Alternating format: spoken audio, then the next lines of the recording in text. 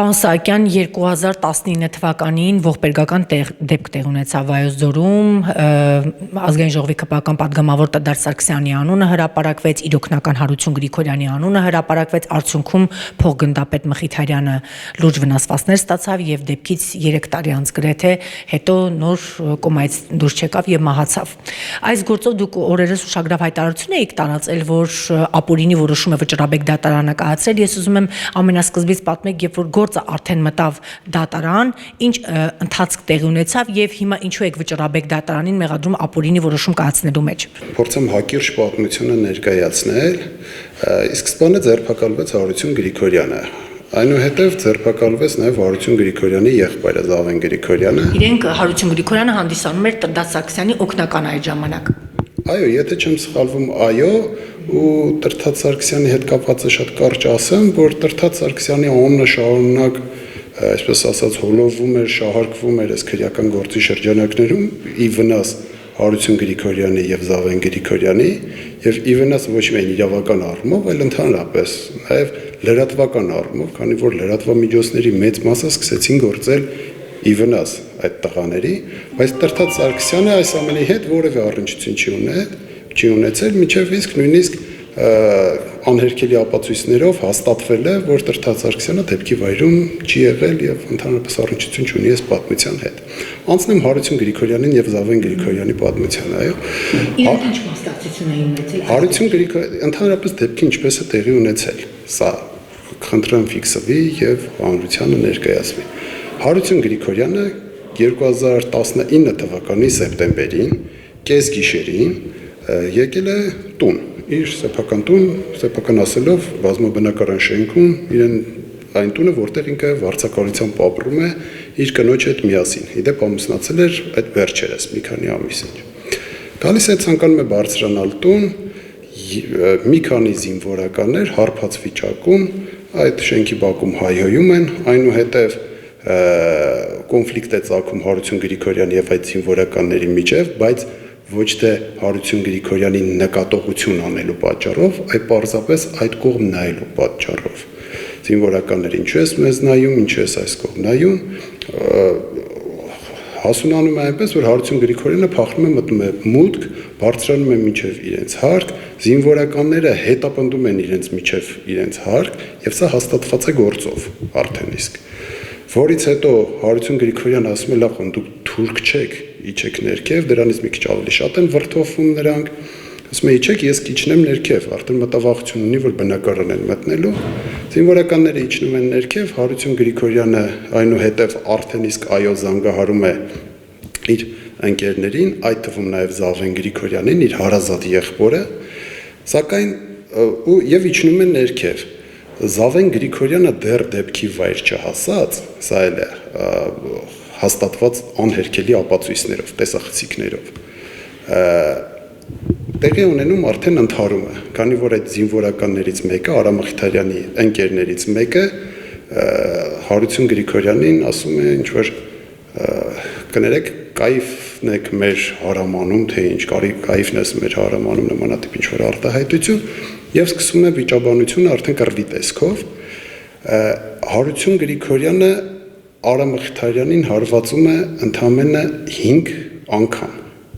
Սա նույնպես հաստատված է դատաբժշկական փորձաքննությամբ։ 5 հարվածներից ընդամենը մեկն է,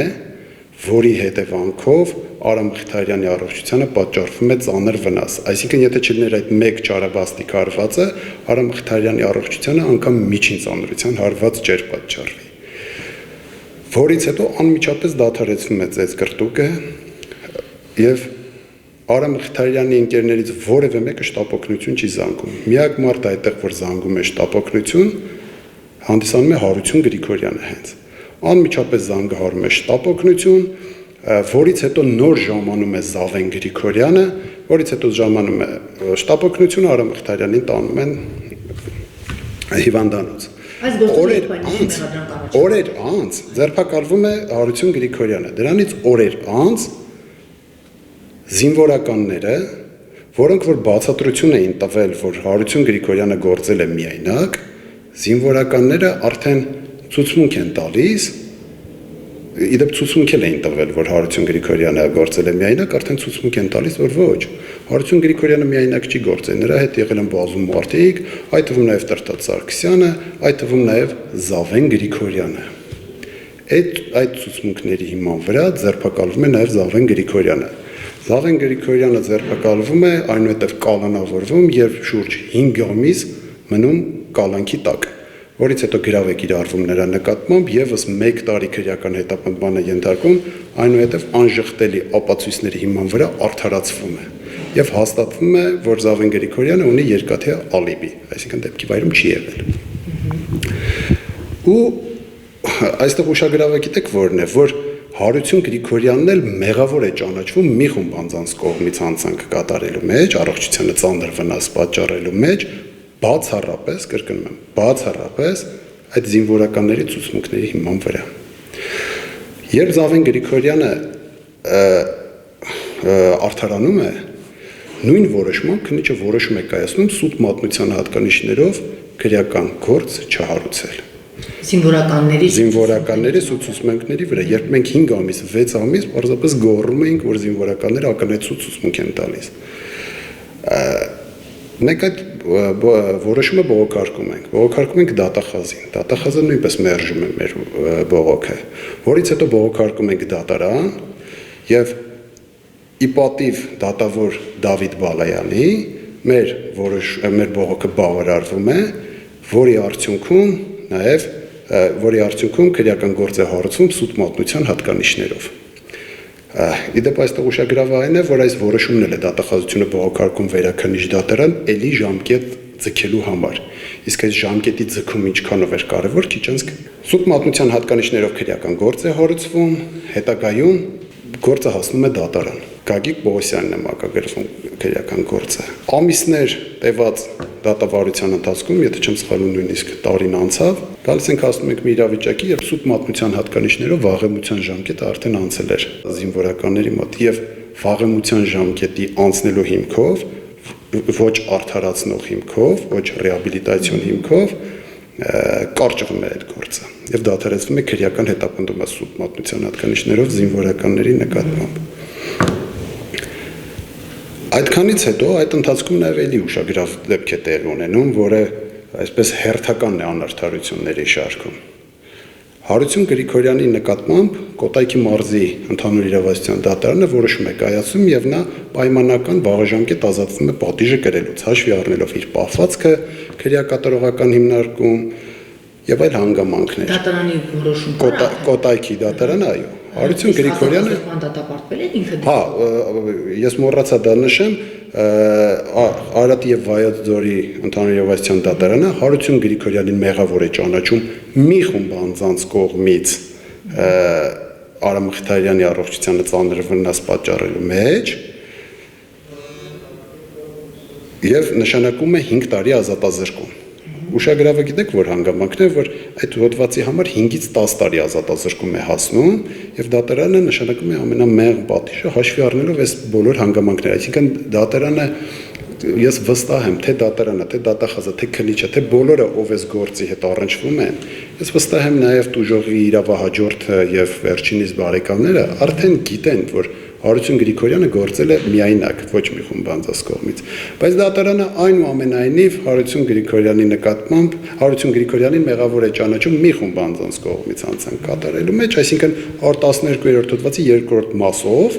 եւ 2-րդ մասի 6-րդ կետով եւ պատիժ է սահմանում 5 տարի ազատազրկում։ Բողոքարկում ենք վերաքննիչ դատարան թողումի օրինական ուժի մեջ, վճռաբեկ դատարան այլևս չենք բողոքարկում, որովհետև նպատակահարմար չէր, այն իմաստով մոտենում էր արդեն պայմանական վաղաժամկետ ազատվելու ժամկետները եւ Հարություն Գրիգորյանն էլ ասում է լավ, այլ վճռաբեկ դատարան չբողոքարկենք։ Ինչ իրավիճակ ունեիք այսօր, որ հայտարարություն տարածեցիք։ Հեսա արդեն հասնում եմ այդտեղ։ Տեսեք, պայմանական վաղաժամկետ ազատ են արձակում Հարություն Գրիգորյանին։ Հարություն Գրիգորյանին ամիսներ շարունակ գտնվում է ազատության մեջ, վերաքննիչ քրեական դատարանը առանց մեծ պատշաճ ծանուցելու իդեմս դատավոր Բեկթաշյանի նշանակում է բանավոր դատալսումներ, Դատալսումների ներկա են գտնվում, եթե չեմ սխալվում, դատախազը տուժող իրավահաջորդն ու նրա ներկայացուցիչը լսում է բացառապես իրենց եւ մեզ հայտնում են, որ բավարարվել է դատախազի բողոքը ու պայմանական վաղաժամկետ ազատելու մասին որոշումը բեկանվել է։ Որից հետո բողոքարկում ենք դա վճռաբեկ դատարանը թողնում է անփոփոխ, դա բողոքարկում ենք եվրոպական դատարան, գանգատ ենք ներկայացնում եվրոպական դատարան, քանի որ խախտվել է Հարություն Գրիգորյանի արդար դատաքննության իրավունքը այն իմաստով, որ տեղի է ունեցել դատալսումներ, որին ոչ իրեն կոնկրետ գործողություն, այո, Բեկթաշյանի գործողությունների մասով, որովհետև չեն ծանոթվել ոչ Հարություն Գրիգորյանը, ով այդ պահին ազատության մեջ էր, ոչ վերջինիս պաշտպանը, իդեմս ինձ։ Գործում էլ չկա որևէ ապացույց, որով մենք ծանոթվել ենք, ու իրականության մեջ էլ չենք ծանոթվել մենք այդ բանի դատական նիստի մասին։ Առանց մեզ լսելով բացառապես մյուս կողմին, հաղթելով մրցակցության սկզբունք եւ այլն, որոշում ենք կայացնում, որ Հարություն Գրիգորյանը պետք է շարունակի պատիժը կրել։ Հարություն Գրիգորյանը իր ոտքով վերադառնում է քրեակատարողական հիմնարկ պատիժը կրելու։ Գալիս է արդեն 5-րդ տարին, լրանում է արդեն գրեթե, որ պետք է արդեն ազատ արձակվի, ու ինչ ենք իմանում ենք, որ վճռաբեկ դատարանը բավարարել է դատախազի բացառիկ վերանայման բողոքը եւ Արամ Մխիթարյանի մահվան հիմքով, մահվան փաստը հաշվի առնելով գործը վերանայել է։ Այո, ուղարկել է առաջին նոր քննության։ Ու ամենացավալին գիտեք որն է։ Պարոն Գրիգորյանը դեռ շարունակում է գտնվել քրեակատարողական հիմնարկում։ Ամենացավալին այն է, որ տեսեք ամսի 14-ին կայացվում է վճռաբեկ դատարանի որոշումը, ամսի 24-ին Հարություն Գրիգորյանը պիտի արդեն ազատ արձակվեր, այսպես ասած կալենդարնի ազատ արձակվեր, բայց վճռաբեկ դատարանը գալիս է եզրահանգման, որ Հարություն Գրիգորյանը ազատության մեջ մնալով հնարավոր է թաքնվի կամ խոչընդոտի գործի քննությանը այս կամ այն անձի նկատմամբ ապօրինի ազդեցություն գործադրելու եղանակով ու կալանք ընտրում է խափանման միջոց։ Սա վճռաբեկ դատարանի կողմից կայացրած որոշման երկրորդ, այսպես ասած, ակնհայտ անարդարությունը վկայող հանգամանքն է։ Պարոն Սահակյան, ես մի փոքր հստակեցում ուզենամ, որ նաև հանրությանը պարզ դառնա։ Փաստացի փոխգնդապետ Արամ Մխիթարյանի մահվան դեպքով քննությունը նոր փուլ է թեւակողում եւ ըստ էության մեղադրյալ Հարություն Գրիգորյանին փորձում են ամեն գնով կալանքի տակ պահեն, դուք այդպիսի կասկածներ ունեք եւ ըստ ձեզ ինչու է այսպես իրավապահ համակարգը փորձում ամեն գնով իրեն կալանքի տակ պահել։ Տեսեք, ես մի հատ բացեմ այդ ամեն գնովը, տեսնենք թե ինչ աշճանի աբսուրդի է հասել ու ինչ աշճանի ակնհայտ ապօրինության է հասել։ Շաբաթ 5 օր, 6 օր հետո նա պետք է լիներ ազատության մեջ։ Աստվածի վճռաբեկը շատ լուրջ գործընթաց է կազմակերպում, որ Գրիգորյանը շարունակի մնալ։ Այո, միանշանակ։ Հիմա ես ասեմ, նույնիսկ ուր է հասնում վճռաբեկ դատարանը։ Տեսեք, դատախազությունը բացառիկ վերանայման բողոքը, այստեղ մի փոքրիկ ուզեմ թե չուզեմ պիտի իրավաբանություն ներկայացնեմ, էլի։ Վճռաբեկ բողոքը դատախազությունը ներկայացրել էր Արամ Մխիթարյանի մահվանից 1 տարի անց։ 8 ամիս անց այն փորձագետի եզրակացությունից հետո, որի համաձայն, որ Արամ Մխիթարյանի մահը վրա է հասել 3 թե 4 տարի առաջ կատարված այդ դեպքի հետևանքով։ Հիմա մեր քրեական դատավարության օրենսգիրքը ունի հստակ նորմ, որի համաձայն բացառիկ վերանայման բողոք նոր ի հայտ եկած հանգամանքով, իսկ նոր ի հայտ եկած հանգամանքը տվյալ պարագայում Արամ Մխիթարյանի մահն է, որի մասին նաև փաստել է վճռաբեկ դատարանը, ես կարող եմ դա այդ մասը ընթերցել նույնիսկ, նոր ի հայտ եկած հանգամանքից հետո 4 ամսվա ընթացքում, եթե մեղադրական կողմն է ներկայացնում։ Տվյալ պարագայում մահից հետո 4 ամսվա ընթացքում պիտի ներկայացվեր։ Իսկ բողոքը ներկայացվել է ավելի քան 1 տարի հետո։ Հիմա տեսեք, միտում եք դուք տեսնում բան Սահակյան։ Միտում, ես միտումը տարբեր ձև կարող ենք մեկնաբանել, այդ թվում նաև այո, գնդապետ է մահացել։ Այո, Հարությունը միշտ փորձում է սա ասել, որ ըստ էության մարդիկ ծեծեն են, անձ է մահացել եւ փաստացի իրավապահ մարմինները փորձում են այդ մահվան մեղավորներին միգուցե խիստ պատժել։ Ես ուզում եմ դուք ճիշտ հասկանաք էլի այն մտահոգությունները, դուք պաշտպանական բանն եք ստանձնում, պաշտպանական ձեր։ Այո, որովհետև միգուցե մեր դատարանները, այդ թվում նաև դատախազությունը, այդ թվում նաև ժամանակին քննչական կոմիտեն, գործել են ոչ թե օբյեկտիվ, շարժվել են ոչ թե օրենքի տառին համապատասխան, այլ փորձել են, այսպես ասած, ավելի շատ հասարակության մեջ ցույց տալ, որ տեսեք զինվորականին հարված հասցրած անձը ինչպիսի խիստ պատիժ է կրում։ Եվ սա ներկայացվել է այն հանրությանը, որը որ մինչ օրս էլ այդպես մանրամասնորեն դեպքի հանգամանքները, դեպքի զարգացումները չիմացավ։ Հիմա մենք ձեր միջոցով ենք փորձում նաև ներկայացնել հանրությանը, թե ոնց է իրականում դեպքը տեղի ունեցել, որպեսզի հանրությունն էլ դա հասկանա։ Բայց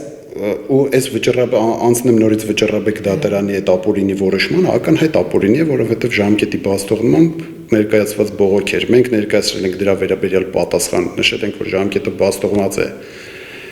Չի կարող անգամ վարույթ ընդունվել, բայց Վճռաբեկ դատարանի որոշման մեջ դրա մասին ընդհանրապես որևէ անդրադարձ չկա։ Պարզապես անցափվեր դուք կարող եք նայեք, էլի Վճռաբեկ դատարանի որոշումը կայացվել է 2025 թվականի մարտի 14-ին Վճռաբեկ բացառիկ Վճռաբեկ բողոքը Վճռաբեկ դատարանի այս որոշմամբ նշվել է, որ նոր ի հայտ եկած հանգամանքը, ես մեջբերում եմ ուղղակի կատարում, ասում է Վճռաբեկ դատարանը եզրահանգում է, որ դատական ակտն օրինական ուժի մեջ մտնելուց հետո տուժող Արա Մխիթարյանի մահվան փաստը բուդ որպես նոր ի հայտ եկած հանգամանք հիմք է Վերաքննիչ դատարանի 22 թվականի սեպտեմբերի 8-ի որոշումը վերանելու համար, այսինքն Վճռաբեկ դատարանն էլ ընդունում, որ նոր ի հայտ եկած հանգամանքը մահվան փաստն է։ Իսկ Արա Մխիթարյանը բոլորս գիտենք երբ է մահացել 2023 թվականին, ու չի կարող 1 տարի հետո ներկայացված բողոքը վարույթ ընդունվել եւ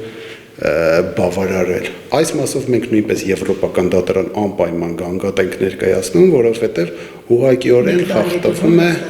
Մխիթարյանը իսկապես պետք է հարցների արդյունքում մահացել։ Վճռաբեկ դատարանը փաստորեն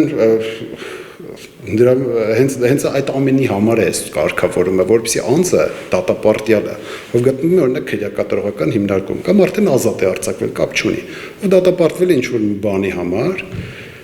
տարիներ անց միշտ ինքը մտավախությունը չունենա, որ գիտեք ինչ է, սա նոր ի հայտ եկած հանգամանք կլինի, ինքը կրկին կդատվի։ Տվյալ պարագայում այդ հանգամանքը փաստորեն եղավ, լավ, մահից հետո մենք սպասում էինք 4 ամսվա ընթացքում, այո, որ կարող է դատախազը նման բողոք ներկայացնի, բայց երբ այդպիսի բողոք չներկայացվեց, եզրակացությունը եղավ թե չեղավ դրանից հետո էլ չներկայացվեց, արդեն Հարություն Գրիգորյանը կներեք, բայց ունի իրավունք կարծելու, որ այլևս ինքը կրկին չի դատվելու։ Իսկ կրկին չդատվելը դա ոչ միայն մեր անձի սահմանադրական իրավունքն, այլ կոնվենցիոն իրավունք է։ Ու հենց այդ կոնվենցիոն իրավունքը խախտելու հիմքով մենք գանգատ ենք ներկայացնելու եվրոպական դատարան։ Սա երկրորդ գանգատն է։ Սա արդեն երկրորդ գանգատն է լինելու այս գործով, եւ վստահ եմ, որ մենք եվրոպական դատարանում կհասնենք հաջողության։ Ու չի բացառվում, որ նույնիսկ հաղորդում ներկայացնենք հանցագործության մասին, որովհետեւ Հարություն Գրիգորյանը հիմա գտնվում է կալանավայրում ակնհայտ ապօրինի։ Ու չգիտեմ այդ հաղորդման արդյունքում, որ դատավորների նկատմամբ պիտի քրեական գործ նախաձեռնվի վաղը մյուս օր։ Պարոն Գրիգորյան, դուք Հարություն Գրիգորյանի եւ Զավեն Գրիգորյանի հայրն եք, ձեր որդիները այս աղմկարոծ պատմության մեջ հայտնվեցին իրավապահների տեսադաշտում, փաստաբանը գրեթե մանրամասն ներկայացրեց, թե ինչ է կատարվում, ինչ են փորձում անեն, բոլոր դեպքերում փոխգնդապետ է մահացել, ինձ շատ հետաքրքիր է ձեր գնահատական այս իրավիճակին եւ ձեր որդիների շուրջ կատարվող իրավական այս գործընթացների մասով ձեր մեկնաբանությունը։ Կատարվածը մեր երկու ընտանիքների ողբերգությունն է եւ ես շատ եմ ցավում, որ այդպիսի բան տեղի ունեցավ բնականաբար։ Բայց երբ որ ընտրանքային մոտեցում է լինում, մենք բոլորս հարգում ենք բանը, համազգեստը, բայց օրենքը պետք է բոլորի նկատմամբ ճիշտ գործի, որովհետև եթե զինվորականին բացառություն ես անում, պատգամավորին կանես, նախարարին կանես, ես չգիտեմ մյուս հանրահայտ մարդկանց կանես, եւ արդեն չես ունենա արդարադատություն։ Այս արդեն փաղագծի մեջ տես մի հատ էքսկուրս որպես։ Ուրեմն ու մեկ էլ մի բան եմ ուզում օգտվելով առիթից դիմել բոլոր լրատվամիջոցներին խնդրանքով ուղղակի, մարդկային խնդրանք։ Իրենք թող հասարակությանը ներկայացնեն ճիշտ լրատվություն, Սա հանրային հնչեղություն ունեցող գործ է։ Թող իրենց նեղություն տան մի քիչ ուսումնասիրեն ինչ ա եղել։ Հետո արդեն ինչ որ իրանց խիղճը կթելադրի, այդ իրենց իմացածի հիման վրա, թող դա նոր գրեն։ Այդ շատ խնդրում եմ բոլոր լրատվամիջոցներին։ Ուրեմն Ձեր ворթիների շուրջ կատարող այս իրադարձություններին Զավենը հայտնվեց իրավապահների տեսադաշտում, կալանավորվեց, բայց ըստ էության արդարացվեց։ Հիմա ձեր մյուս որդին Հարությունին փորձում են կրկին նորի հայկական հանգամանքով ըստ էության պատիժը ավելի խստացնել։ Ըստ էության դատելով իրավիճակից իրավապահներն ասում են գնդապետ է, փոխգնդապետ է մահացել 5 տարին քիչ է, որ նստել է։ Պետք է էլի նստի, այսինքն սա են ուզում հասկացնել։ Ձեր գնահատականը 5 տարի ըստ էության կատարած արարքի համար դուք արդարացի համարում եք։ Իմ տղան փաստորեն պահպանել է իր ընտանիքի եւ իր արժանապատվությունը։ Ինչքան էլ ցավալի է դա, որովհետեւ 4 զինվորական իրեն հալածելով, հայհոյելով, քաշքշելով մինչեւ իր 3-րդ հարկը տարել են։ Հետո ո՞նց անենք։ Թող ամեն մեկը այդ իրադրության մեջ իրեն պատկերացնի մի փոքր։ Ու հետո այդ նույն զինվորականները, որոնք տենց հարբած եւ այլն, սուտ մատնություն են անում նաեւ։ Ակնհայտ սուտ մատնություն, ապացուցված, որից իրանք, ինչպես արդեն պարոն Սահակյանն ասեց, ժամկետ անցնելու հետ կապված իրենք այդ պատասխանատվությունից ազատվեցին։ Այդ բաները, անկեղծ ասած, հոգեբանորեն ուղղակի ճնշում է ինձ, շատ վատ է ճնշում։ Թե չէ այդ որ փոխգնդապետը մահացել, թող ոչ մեկը չմտածի, որ մենք զինվորականի կամ այդ համազգեստի նկատմամբ այդ հարգանքը չունենք։ Եվ լրատվամիջոցները առաջի մի քանի ամիս այնպես են ներկայացրել, որ մարդիկ մտածում են, այս ինչ գազաններ են, որոնք այդտենց հայտնվել են եւ այդ ինչեր են անում։ Ես խնդրում եմ լրատվամիջոցներին,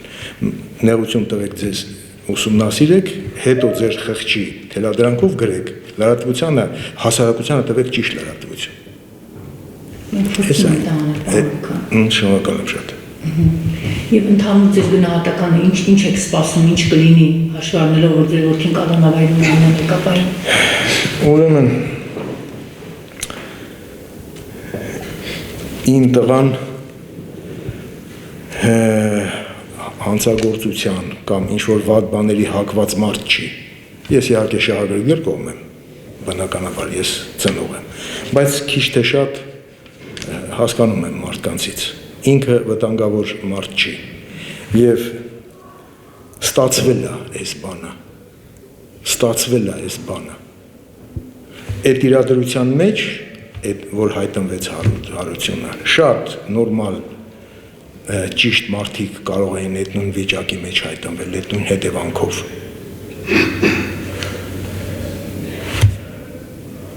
Ես ցավում եմ, ինչ ասեմ, ցավում եմ, որ այդպես է եղել, բայց Հարությունը երիտասարդ մարդ է, ընտանիք եւ այլն, իրան ինքը կարող կործանվի, չէ՞ որ խաթարվում է իր կյանքը։ Այդ հեշտ բան չի, այդ տեսակ մարդուն այդ այդտեղ նստելը, այդ այնքան էլ մեզ մոտիկ բան չէր այդ դատը, դատաստանը, բանտը եւ այլն, ես միգուցե ավելորդ բաներ եմ ասում, բայց ընդհանրապես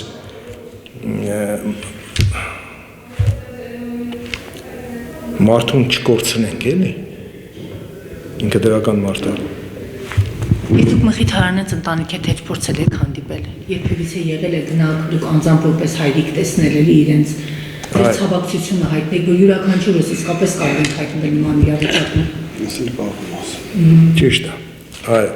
ճիշտ կարևոր հարց եք տալիս։ Ես մի քիչ ուշ փորձեցի, մի քանի ամիս անց փորձեցի Սամվել Մխիթարյանի հետ հանդիպել։ Այն ժամանակ, երբ որ Արա Մխիթարյանը պարկած էր զինվորական հոսպիտալում։ Ես զանգեցի Արայի եղբորը, Կարենին, պայմանավորվեցի, որ այդ ինչ ժամին ես կգամ, կհանդիպենք, խոսենք։ Մեր հանդիպումը տեղի ունեցավ փողոցում։ Ես ինչքան առաջարկեցի Մխիթարյանին, Սամվել Մխիթարյանին, որ գնանք միտեղ նստենք, էլի։ Հետո ինքը բարձր ձայնով էր խոսում, սկսեցին ժողովուրդ հավաքվել։ Մարդիկ սկսեցին հավաքվել։ Մի խոսքով, մեր կոնտակտը այնքան լավ չստացվեց։ Հետո մեր փաստաբանների միջնորդությամբ մենք փորձեցինք որոշ փոխհատուցում անել մեր սրտի թելադրանքով։ Մեր խղճի համար, որին տեղյակ էին եւ դատավորը, եւ փաստաբանները, եւ դատախազը, տենց եւ իրենք ոնց որ սպասեին, որ մեր մոտ այդ հաշտությունը տեղի ունենա։ Պայմանավորվեցինք, որ իրենք այդ դատից մի կես ժամ առաջ շուտ գան, մենք հանդիպենք, այդ փոխհատուցումը բանը կատարենք եւ այլն։ Բայց ինչ էր տեղի ունեցել, ես չգիտեմ, կարելի է ենթադրել, որ ինչ մասնակցություն, ինչ շեղում եղավ իրանց մտածելակերպի մեջ։ Սամվել Մխիթարյանն եկավ, դատարանում հայտարարեց, որ դուք ուզում եք իմ տղայի արյունը առնել։ Հետո դատավորն ասեց, որ պարոն Մխիթարյան, դա այդպես չի կոչվում։ Դա բնական, օրինական երևույթ է, եւ եթե դուք կարողանայիք համաձայնվել դրա շուրջ, մենք դատարան միայն ուրախ կլիներ։ Ու այդքանով մեր կոնտակտները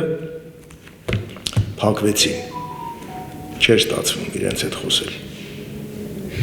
Ասական դուք եւս ասեցիք հանդիպմանը ներկա եք եղել,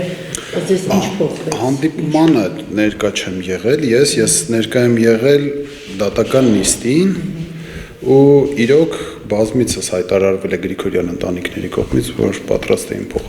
փոխհատուցում, բայց ոչ թե փոխհատուցում բառնել չէ, փորձում էին օգնեին որևէ կերպ, որպեսզի ինչ որ չափով Արամ Մխիթարյանի վիճակը բարելավել հնարավոր լինի։ Բայց դատական նիստին, որ Արամ Մխիթարյանի հայրը կատարեց նման արտահայտություններ, որ իմ որդու արյունը չի վաճառվում, դրան էլ մենք բնականաբար հետագայում արձագանքեցինք, որ որևէ մեկը չի պատրաստվում արյուն գնել, պարզապես փորձում ենք որևէ կերպ օգտակար լինել։ Դրան գումարած պետք է նշեմ նաև հենց Հարություն Գրիգորյանի մասով։ Գիտեք ինչ, ողջ խափանման միջոցի ընթացքում, այդ կալանքի ընթացքում, այնուհետև միշտ երբ միջնորդություն էր ներկայացում նրա կալանքը փոխարինելու, ասում էր թող ես դուրս գամ, որպեսզի կարողանամ Արամ Մխիթարյանին որևէ կերպ օգտակար լինեմ։ Դա հնչեցվում էր նաև Արամ Մխիթարյանի դուժողի իրավահաջորդի կողմից լսելի լինելու համար, որ գիտեք ինչ, ես ուզում եմ դուրս գամ ու որևէ կերպ օգտակար լինեմ, բայց այդպես էլ նա մնաց կալանքի տակ, հետագայում դատավճիռնի կատարածվեց, պայմանականով դուրս եկավ մի քանի ամսից նորից վերադարձավ, բայց այդպես էլ Հարություն Գրիգորյանը չկարողացավ որևէ կերպ օգտակար լինել։ Ու տեսեք, ստե մի հետաքրքիր բան, ով կարող է երաշխավորել, ով կարող է այդպես 100% պնդել, որ եթե Հարություն Գրիգորյանը լիներ ազատության մեջ, հիմա Արամ Մխիթարյանը չէր լինի ողջ։ Ով կարող է երաշխավորել, որ եթե Հարություն Գրիգորյանը իր, չգիտեմ, կապերը, ֆինանսական, եթե որևէ կերպ կարողանար այդ ֆինանսական միջոցներ հայտարարել, լինելով ազատության մեջ ամեն դեպքում իր ուժն ու եռանդը ուղղեր Արամ Մխիթարյանի կյանքը փրկելու առումով, ինչ որ մի բան չէր ստացվի։ Օրինակ արտասահմանում բուժում կամ նմանատիպ որևէ այլ բան։ Իմ կարծիքով որևէ մեկը չի կարող դա երաշխավորել։ Ու այս ամենը, եթե ձեր հարցը այն էր, որ փորձ կատարվել է Արամ Մխիթարյանին որևէ կերպ օգտակար լինել, այո, փորձ կատարվել է ու կատարվել է շատ։ Պարոն Սահակյան, եւ թերևս իմ վերջին հարցը ստացվում է այնպես, որ իրավապահ համակարգը այն դատարանի որոշումը, որ ազատազրկման է դատապարտել պարոն Գրիգորյանին 5 տարի ժամկետով համարում է քիչ եւ ըստ էության իրեն ավելի ծանր պատիժ է սպասում։ Սա է շատ լավ հարց է, ես կխնդրեմ այս հարցի իմ պատասխանը հնարավորինս քիչ մոնտաժել, այսպես ասած։ Շատ լավ հարց է, տեսեք, Գնար ջան, դուք ասում եք հանրությունը համարում է քիչ, ես ասում եմ, որ այո, իրավապահ համակարգը ժամանակ քիչ էր համարում։ Հանրությունը համարում էր քիչ։ Երբ 5 տարի ազատազրկում տրվեց Հարություն Գրիգորյանին, ես համարում եմ, որ այդ 5 տարին եղել է շատ, որովհետև Հարություն Գրիգորյանը մեղավոր է ճանաչվել մի խումբ անձանց կողմից առողջությանը ծանր վնաս պատճառելու մեջ, այն դեպքում, երբ նա չի գործել մի խումբ անձանց կողմից։ Նրա նկատմամբ չպետք է նշանակվեր 5-ից 10 տարի ազատազրկման նվազագույնը։ Նրա նկատմամբ պետք է նշանակվեր, եթե հիշողությունս չի դավաճանում, 3-ից 7 տարվա նվազագույն, այսինքն 3 տարի պատիժ պետք է Հարություն Գրիգորյանի նկատմամբ կիրառվեր։ Այ երբ որ մահացել է Արամ Մխիթարյանը եւ պարզվի, որ Արամ Մխիթարյանի մահը վրա է հասել այդ դրա հարվածի հետևանքով եւ որևէ այլ կերպ հնարավոր չէր, որ Արա Մխիթարյանը չմահանա, մի խոսքով այս բացառիկ վերանայման արդյունքում այո 3 տարին կլիներ քիչ եւ մի փոքր պետք է ավելանար։ Այսինքն այստեղ կարևորը գիտեք որն է, որ հոդվածի մասը չի փոխվում անգամ վճռաբեկ դատարանի որոշման արդյունքում, երբ գնում է առաջին ատյան եւ նորից քննվում է, միևնույնն է Արություն Գրիգորյանը մեղավոր է ճանաչվելու այն հոդվածի մասով, որով որ ինքը արդեն դատապարտվել է 112-րդ հոդվածի 2-րդ մասով, պարզապես 6-րդ կետին մի խումբ անձանց կողմից ավելանում է նաեւ 14-րդ կետ, որի հետևանքով առաջացել է մարդու մահ։ Եվ դա ինչ է ենթադրում։ Եվ դա ենթադրում է, որ այո չի բացառվում, որ եթե 2 կետը մի քանի ամիս կարող է այս կողմ այն կողմ լինել Հարություն Գրիգորյանի պատիժը։